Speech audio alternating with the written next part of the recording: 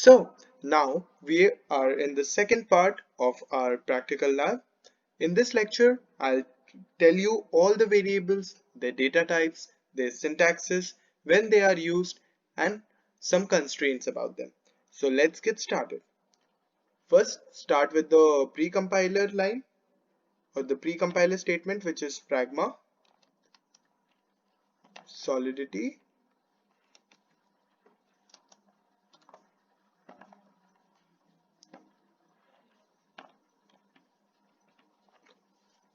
After that, give your contract your name. I'll keep it as variables.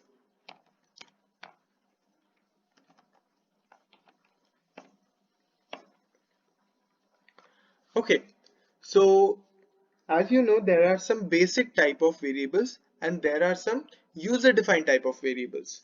So in the basic variables, we have the strings, the ints, the bools,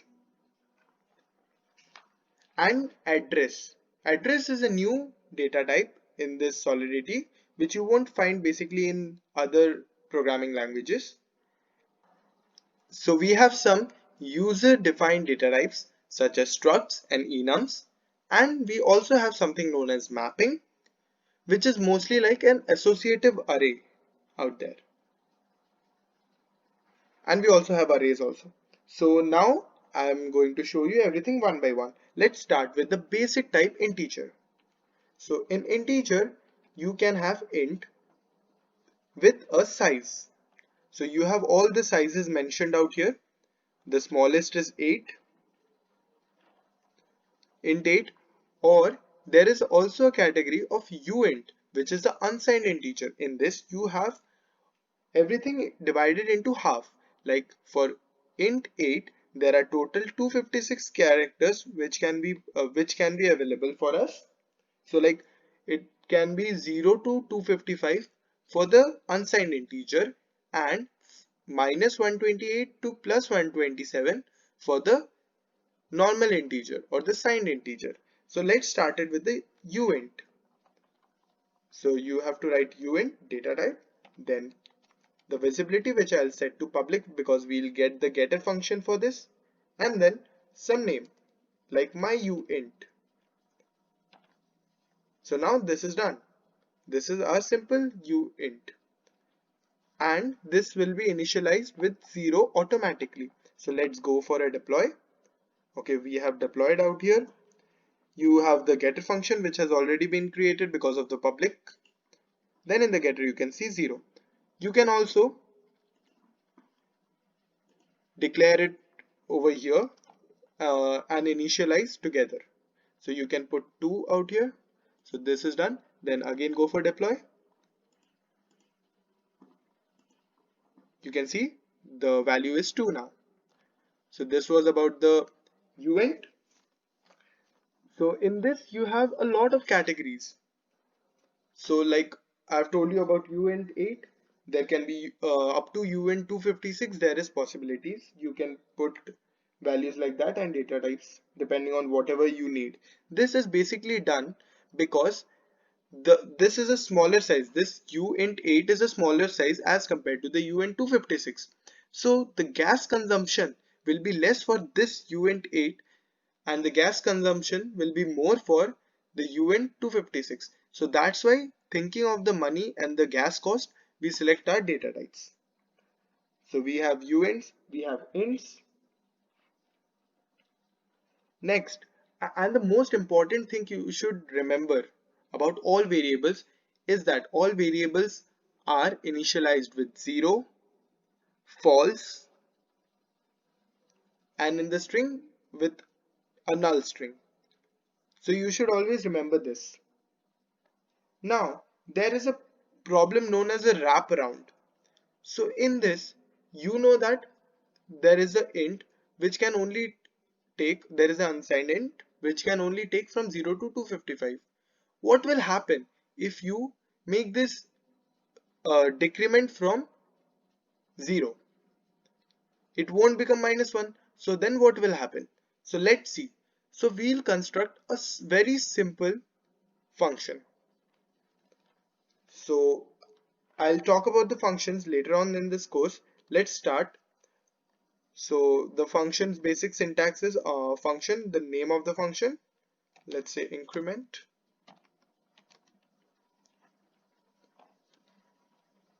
some arguments out here, then public, the visibility, and you're done. Now you have to just increase the value of this integer. My uint, you can write it as plus plus. The same goes for a decrement function. Just name it as decrement and say minus minus over here, which will reduce it by 1. So now we are done with this. We'll go for a deploy. So now our original int is 2. You can see 2. Now if we increment, you can see it has become 3.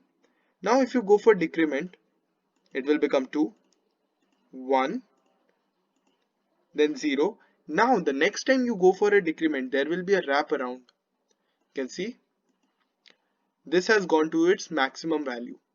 So this is known as a wraparound. When you are out of the digit you want to have, then it suddenly goes to the maximum range.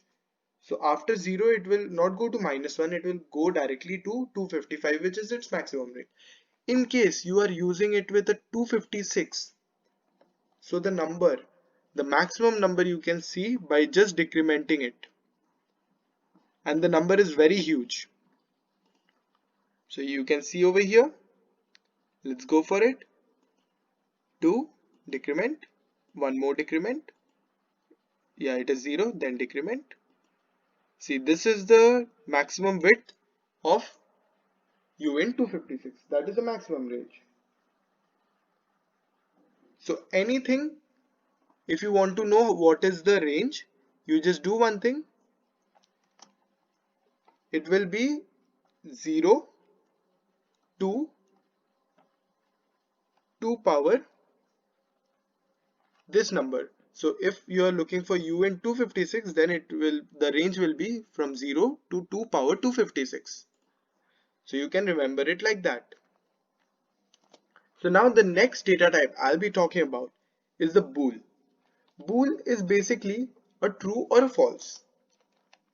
So it can take only two values, which is true or false. So let's take this example. Same, the data type, the visibility, and then just name it. And no need to initialize it because it will become as false. Let's go for a deploy.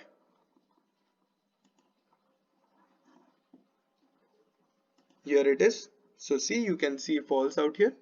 Now we'll just make a simple function for it to change its value. So function name, change val, no parameters needed, and then visibility, public. Now you will change the my bool to true.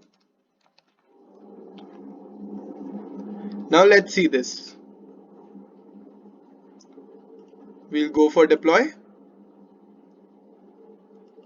Here it is. So now it is false. Now we will call this function change val, called transaction successful. Now it has become true. So this is how simple it is. So now the next data type we'll be talking about is the string data type. So you can go for a string, the visibility, which is public, and then you can call it as mystr. So here is the string, and strings are actually very complex in Solidity because in other programming languages like C, C++, you can very easily index them. It is basically an array of characters, but in this you don't have something like that.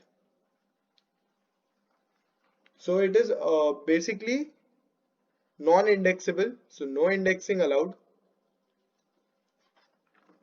So let's see and let's try to change it. we'll try to set it. So we'll give a function again, change str, we can name it, no parameters, and then public. Then you can set it as my str equal to,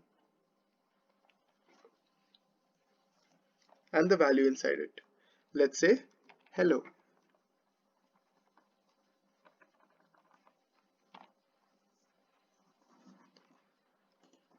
Now let's deploy it. Okay, so we have it my str out here. Now change str out here. Okay, so hello.